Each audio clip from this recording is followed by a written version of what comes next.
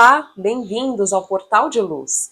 No programa de hoje, nós vamos falar sobre o Setembro Amarelo, um mês dedicado ao combate ao suicídio. E vamos questionar também, fora da igreja não há salvação ou fora da verdade não há salvação? Fique com a gente e nós vamos falar desses e de outros temas, já já.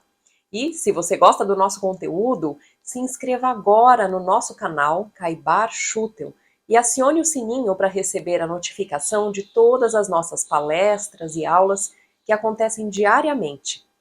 E nos ajude a divulgar o Portal de Luz enviando o link desse programa de hoje para as pessoas que você sabe que podem gostar.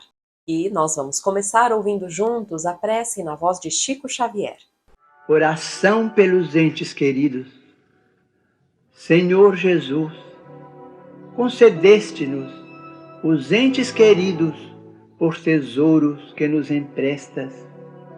Ensina-nos a considerá-los e aceitá-los em sua verdadeira condição de filhos de Deus, tanto quanto nós, com necessidades e esperanças semelhantes às nossas. Faze-nos, porém, observar que aspiram a gêneros de felicidade diferente da nossa e auxilia-nos a não lhes violentar o sentimento em nome do amor, no propósito inconsciente de escravizá-los aos nossos pontos de vista. Quando tristes, transforma-nos em bênçãos, capazes de apoiá-los na restauração da própria segurança. E quando alegres ou triunfantes, nos ideais que abraçam, não nos deixes na sombra do egoísmo ou da inveja, mas sim ilumina-nos o entendimento, para que lhes saibamos acrescentar a paz e a esperança. Conserva-nos no respeito que lhes devemos, sem exigir-lhes testemunhos de afeto ou de apreço em desacordo com os recursos de que disponham. Auxilia-nos a ser gratos pelo bem que nos façam, sem reclamar-lhes benefícios ou vantagens, homenagens ou gratificações que não nos possam proporcionar. Esclarece-nos para que lhes vejamos unicamente as qualidades, ajudando-nos a nos determos nisso, entendendo que os prováveis defeitos de que se mostrem ainda portadores desaparecerão no amparo de tua bênção. E se algum dia viermos a surpreender alguns deles em experiências menos felizes, dá-nos a força de compreender que não será reprovando ou condenando que lhes conquistaremos os corações, e sim entregando-os a Ti através da oração, porque apenas Tu, Senhor, podes sondar o íntimo de nossas almas e guiar-nos o passo para o reequilíbrio nas leis abençoadas de Deus. O suicídio é uma triste realidade que atinge o planeta inteiro. Segundo a última pesquisa realizada pela Organização Mundial da Saúde, em 2019 foram mais de 700 mil suicídios no mundo, sem contar com episódios que são subnotificados e que poderiam dar, na verdade, mais de 1 milhão de casos. No Brasil, os registros se aproximam de 14 mil casos por ano, ou seja, por dia, em média, 38 pessoas cometem o suicídio. A Associação Brasileira de Psiquiatria, junto com o Conselho Federal de Medicina, promovem há 8 anos o Setembro Amarelo, uma campanha que teve desde o início o objetivo de prevenir, esclarecer e reduzir os números de suicídio. Eles explicam que praticamente 100% de todos os casos de suicídio são relacionados a doenças mentais, que podem tanto não terem sido diagnosticadas ou foram tratadas de maneira incorreta ou inconstante. Dessa forma, a maioria dos casos poderia ter sido evitada se esses pacientes tivessem tido acesso a tempo a um tratamento psiquiátrico e a informações de qualidade. O tema suicídio ainda é visto como um tabu, algo difícil e que as pessoas não se sentem muito à vontade para falar abertamente. Mas é importante falar sobre o assunto para que as pessoas aquelas que estejam passando por momentos difíceis, entendam que podem e devem buscar ajuda e que compreendam que permanecer na vida vai ser sempre a melhor escolha diante de qualquer problema que estejam passando. Quando uma pessoa chega ao ponto de pensar no suicídio como uma solução, ela já está incapaz de perceber outras maneiras de enfrentar ou de sair daquele problema que ela está passando. E se sente só, muitas vezes. É muito importante, portanto, que as pessoas próximas a ela saibam identificar com empatia, com respeito, quando alguém esteja passando momentos difíceis e pensando em se matar. E que possa então ajudá-la, oferecendo uma escuta amorosa, sem julgamentos, mostrando que está disponível para ajudar. Como nós vimos pelas estatísticas, sempre será da maior importância levá-la ao médico, ao psiquiatra, que vai saber como manejar a situação e salvar esse paciente.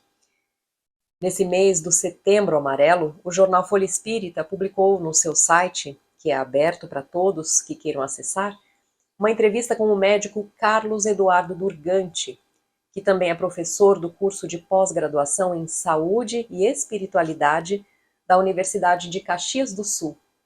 Ele também é diretor do departamento editorial da AME Brasil e é autor e organizador de vários livros, dentre eles Fé na Vida, que fala exatamente do suicídio. E como ele nos contou nessa entrevista, essa obra é fruto de um encontro que aconteceu no ano de 2016, no Ministério Público de Porto Alegre, e que reuniu vários médicos e até juízes para falar sobre o suicídio.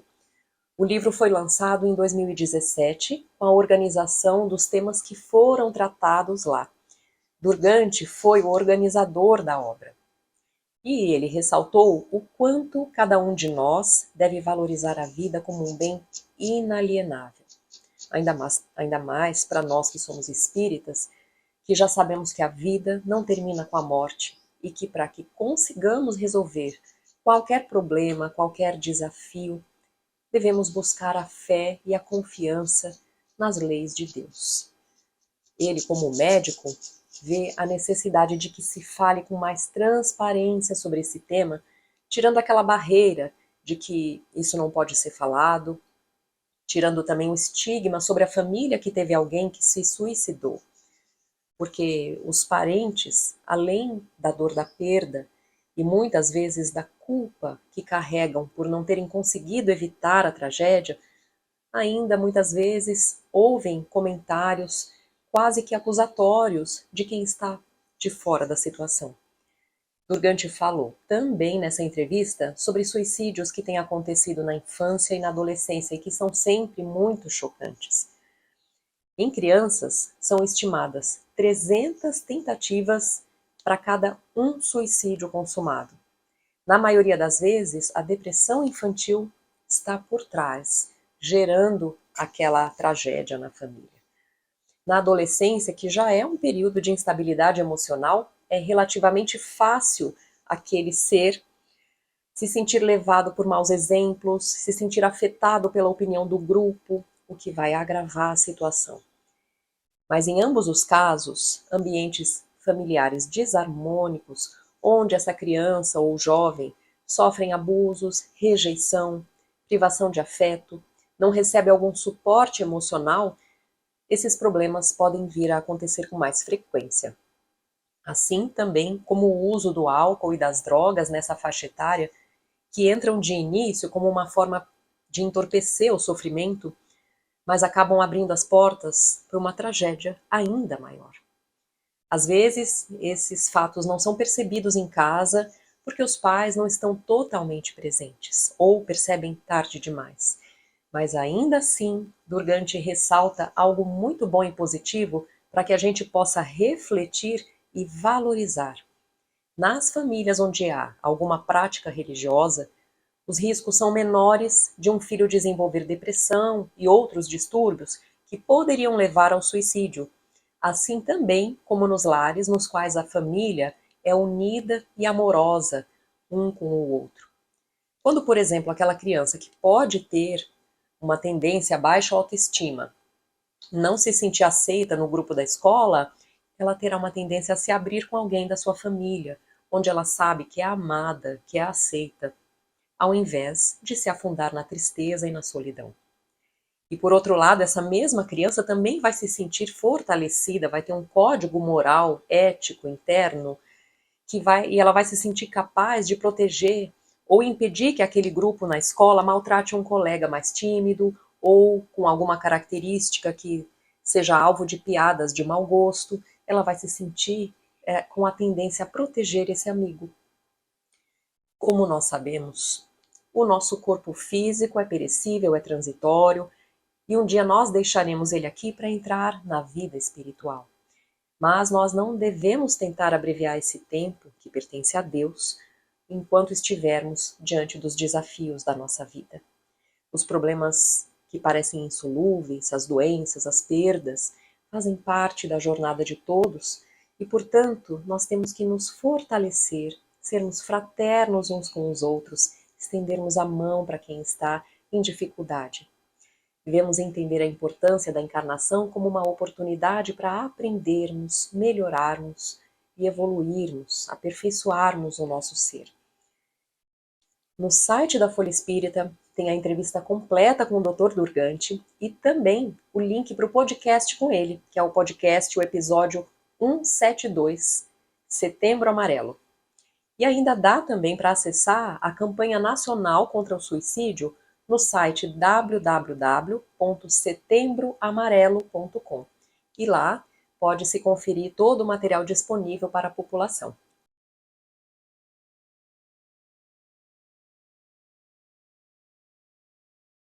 Agora, eu queria perguntar para você, uma família, um pai, uma mãe, que uma criança, porque eu vi muitas crianças excepcionais lá em Uberaba, muitas. Então eu gostaria de saber se uma criança excepcional é karma, que a gente diz em termo espiritual, karma, o sofrimento é dos pais ou da criança?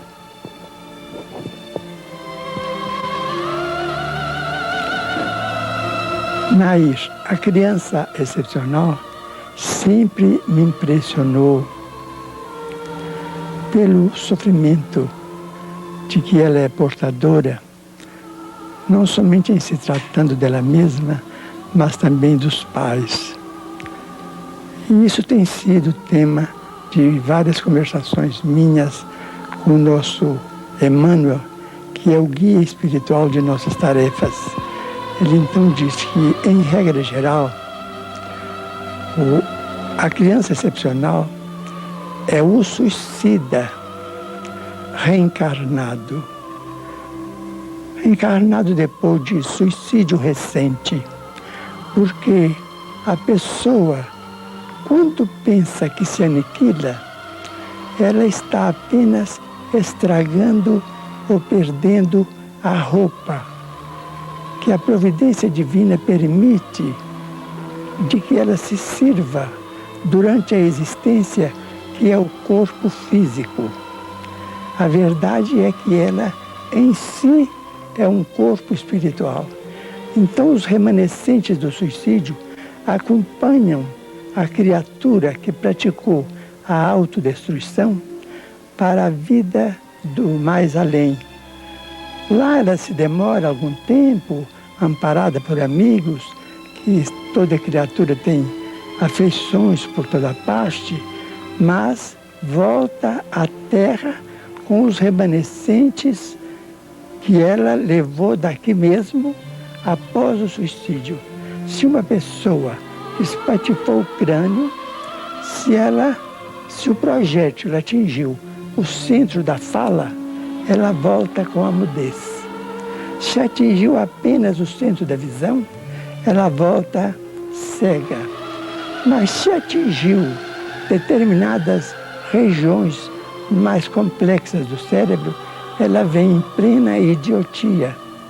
E aí os centros fisiológicos não funcionam. A endocrinologia teria de fazer um capítulo especial para estudar uma criança surda, muda, cega, paralítica, porque aí a criatura feriu a vida no santuário da vida, que é a parte mais delicada do cérebro. Se ela suicidou-se mergulhando-se em águas profundas, ela vem com a disposição para o enfisema infantil, da mocidade, nos primeiros dias da vida. Se ela, por exemplo, se ela se enforcou, ela vem com a paraplegia depois de uma simples queda, que toda criança cai do colo da ama, do colo da mãezinha. Então, quando o processo é de enforcamento, a vértebra que foi deslocada no enforcamento vem mais fraca e numa simples queda a criança é acometida pela paraplegia. E nós vemos por aí outras crianças que vêm completamente perturbadas. A esquizofrenia, por exemplo, que é o suicídio depois do homicídio. O complexo de culpa adquire dimensões tamanhas que o quimismo do cérebro se modifica e vem a esquizofrenia com uma doença verificável, porque através dos líquidos expelidos pelo corpo é possível detectar os princípios da esquizofrenia. Mas a esquizofrenia é o homicida que se fez suicida, porque o complexo de culpa é tão grande, o remorso é tão terrível, que aquilo se reflete na própria vida física da criatura durante algum tempo ou muito tempo. Mas uma criança retardada, ela sente o que a mãe e o pai falam para ela, por exemplo? Palavras de amor ou palavras sem amor, bruscas? Ela sentem, ouvem, registram e sabem de que modo estão sendo tratadas. Elas são profundamente lúcidas na intimidade do próprio ser.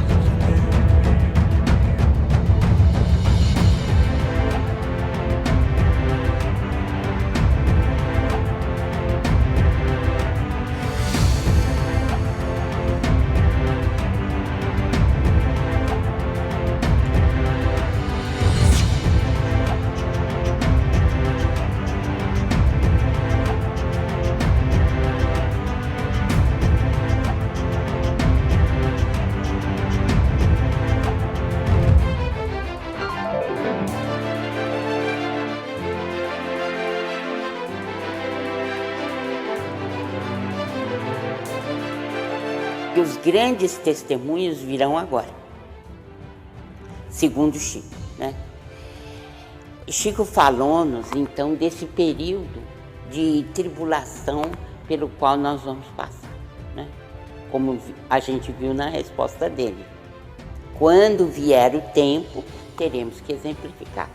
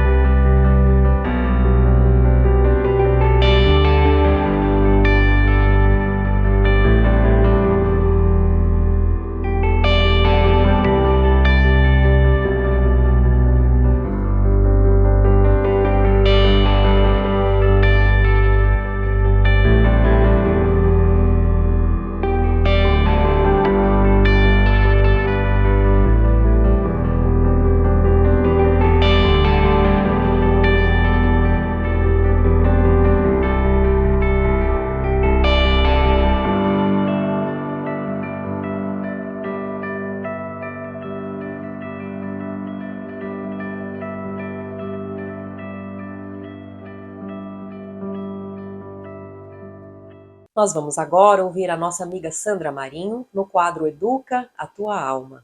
Olá, queridos amigos, queridas amigas.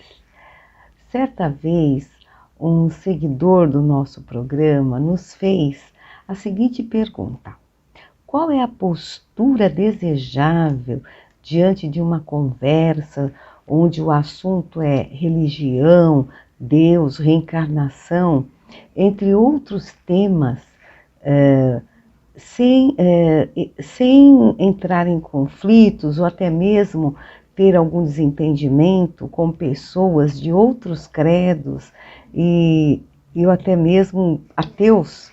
Bom, para começar, vale aqui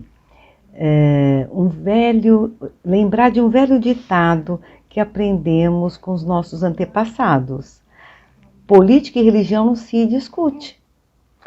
É só analisar a conduta de Jesus quando esteve entre nós.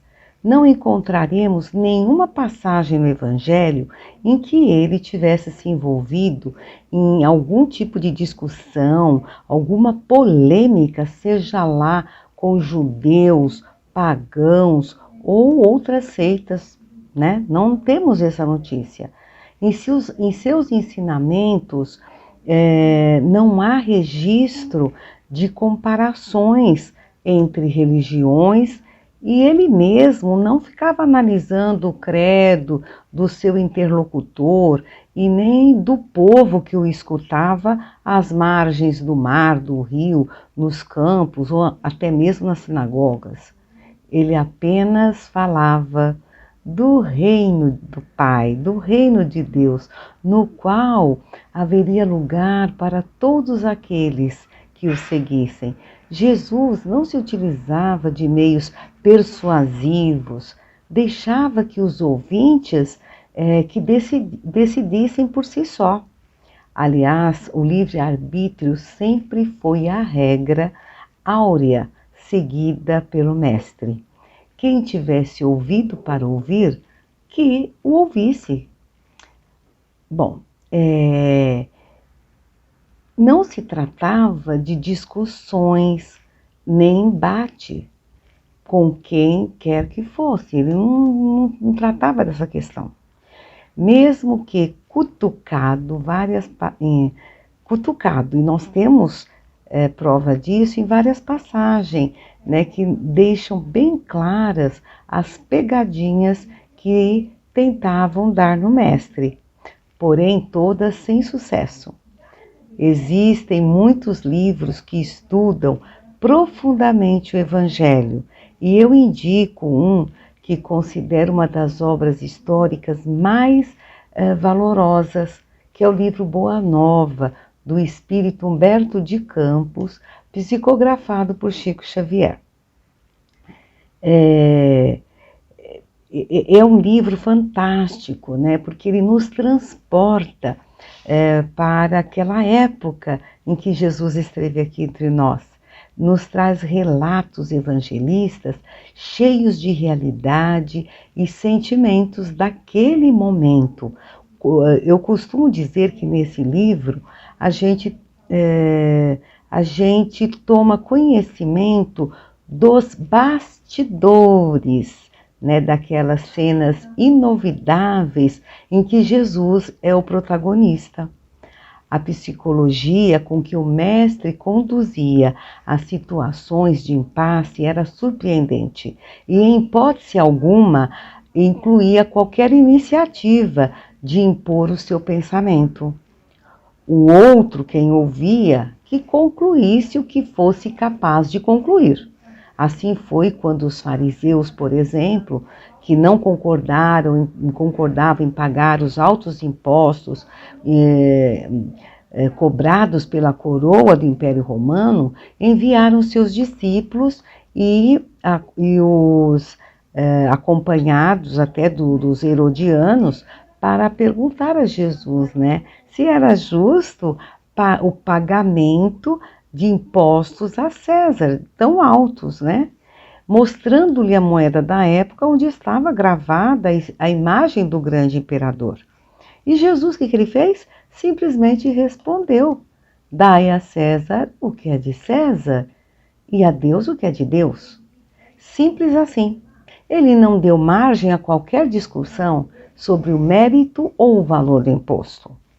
A questão ficou resolvida, embora o homem até os dias de hoje continua, né, insistindo em misturar negócios e lucros com religião. Enfim, outra passagem que mostra muito bem que Jesus jamais entrou em confronto em assuntos de religião é aquela em que lhe apresentaram em plena praça pública a mulher adúltera, que ia ser apedrejada segundo os costumes da época e do judaísmo. Ela deveria ser apedrejada, sabe-se lá, até a morte, pelo populacho que se aglomerava na praça. E o que fez Jesus? Né? Ele se fez advogado de defesa da mulher? Não. Ele se fez juiz? Não. Argumentou quanto ao atraso dos mandamentos religiosos que predominavam ali na ocasião? Também não. Ele entrou em contenda com a lei mosaica e com os doutores? Não. Não. Ele simplesmente disse à turba, ensandecida, a famosa frase: quem não tiver pecado, atire a primeira pedra. E o fim da história todos nós sabemos, né? Por mais que estejamos motivados com as claridades que se descortinam, né, com o aprendizado da doutrina espírita, e tenhamos uma vontade imensa, né, em compartilhar esses conhecimentos com as pessoas das nossas relações, lembremos-nos de uma outra passagem da Boa Nova, aquela em que faz uma analogia entre o preparo das pessoas em receber as verdades do Espírito com os diversos tipos de solo, né, nos quais o semeador planta sementes. As sementes são do mesmo padrão, mas a produção e a semeadura vai depender do tipo do solo. Assim, somente no solo constituído de terra fértil, a semente fortalece e se floresce, né, vai florescer e produzir em abundância, enquanto que nos solos como rocha, areia e espinhos, as sementes não vingarão. Bom, eu encerrei a minha resposta para o seguidor dizendo que é possível conversar sobre temas relacionados ao espiritismo, mas antes de tudo é fundamental perceber se o interlocutor ou interlocutora está de fato querendo te ouvir para conhecer ou somente para argumentar, né? Criticar ou questionar, né? Com a intenção pura e estrita de se opor ao seu ponto de vista. Temos que verificar antes. Por outro lado, né? Nunca queira convencer ou converter alguém. Isso não existe. Ame as pessoas como elas são e com as suas convicções. Não fique ansioso em defender a doutrina. O Espiritismo não precisa da nossa defesa, muito menos a defesa verbal. Precisa, sim, da nossa serenidade e do nosso comprometimento, né, com o ensinamento de Jesus, refletidos na prática, na vida e na nossa vivência. Pensemos nisso e até o próximo encontro. Vamos ouvir agora o nosso amigo Maida com o Momento Doutrinário. Olá, amigas e amigos. Como sempre, é muito bom estarmos novamente juntos em mais um Momento Doutrinário. Hoje convidamos a todos para refletirmos sobre o tema Fora da Igreja ou da Verdade não existe salvação? Esse tema consta no livro O Evangelho segundo o Espiritismo, capítulo 15, Fora da Caridade não há salvação, cujos itens 8 e 9 textualmente nos esclarecem que, enquanto a máxima fora da caridade não há salvação, repousa sobre um princípio universal e abre a todos os filhos de Deus o acesso à suprema felicidade, o dogma fora da igreja não há salvação repousa não sobre a fé fundamental em Deus e sobre a imortalidade da alma, que é a fé comum a todas as religiões, porém, sobre uma fé especial em dogmas particulares, o qual é exclusivo e absoluto. Longe de unir os filhos de Deus, separa-os. Em vez de incitá-los ao amor de seus irmãos, alimenta e sanciona a irritação entre sectários dos diferentes cultos que reciprocamente se consideram como malditos na eternidade, embora sejam parentes e amigos neste mundo. Desprezando a grande lei da igualdade perante o túmulo, este dogma os afasta uns dos outros até no cemitério. A máxima, fora da caridade não há salvação, consagra o princípio da igualdade perante Deus e da liberdade de consciência, tendo-a por norma, todos os homens são irmãos e qualquer que seja a maneira pela qual adorem o Criador, eles se estendem as mãos e oram uns pelos outros. Com o dogma fora da igreja não há salvação, anatematizam-se e se perseguem reciprocamente, vivendo como inimigos. O pai não ora pelo filho, nem o filho pelo pai, nem o amigo pelo amigo, desde que se julguem reciprocamente condenados sem reversão. É, pois, um dogma essencialmente contrário aos ensinamentos do Cristo e à lei evangélica. Fora da verdade não há salvação, equivaleria ao fora da igreja não há salvação e seria igualmente exclusivo, pois não há uma só seita que não pretenda ter o privilégio da verdade. Qual é o homem que pode vangloriar-se de possuir a verdade integralmente, quando o círculo dos conhecimentos cresce sem cessar e as ideias se retificam todos os dias? A verdade absoluta é patrimônio unicamente de espíritos da categoria mais elevada, e a humanidade terrena não poderia pretender possuí-la, porque não lhe é dado tudo saber. A humanidade somente pode aspirar a uma verdade relativa e proporcional ao seu adiantamento.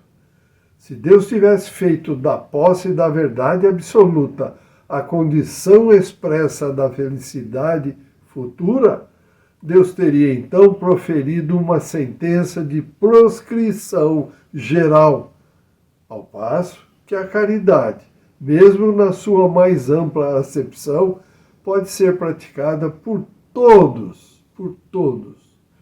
O Espiritismo, de acordo com o Evangelho, admitindo a salvação para todos, independente de qualquer crença, desde que a lei de Deus seja observada, não afirma em absoluto, fora do Espiritismo não há salvação.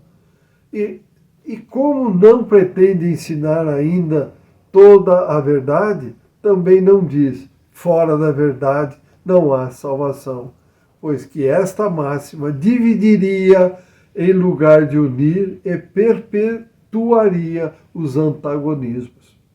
Amigas e amigos, que estes esclarecimentos possam pôr um ponto final nas dúvidas sobre a doutrina espírita, cujo objetivo primordial é pôr em prática os ensinamentos e exemplos do Mestre, modelo e guia da humanidade, Jesus. Boas reflexões, agradecemos pela companhia e convidamos a todos para que continuem a acompanhar o Portal de Luz e que compartilhem esses nossos estudos nas redes sociais. Desejamos muita saúde, paz, equilíbrio, amor no coração e até o próximo encontro. Fiquem com Deus. Um grande abraço a todos. Estamos encerrando por aqui o programa de hoje. Se você gostou do nosso conteúdo, curta esse vídeo e compartilhe o link para que mais e mais pessoas tenham acesso à mensagem transformadora do Espiritismo. Muito obrigada e até a próxima!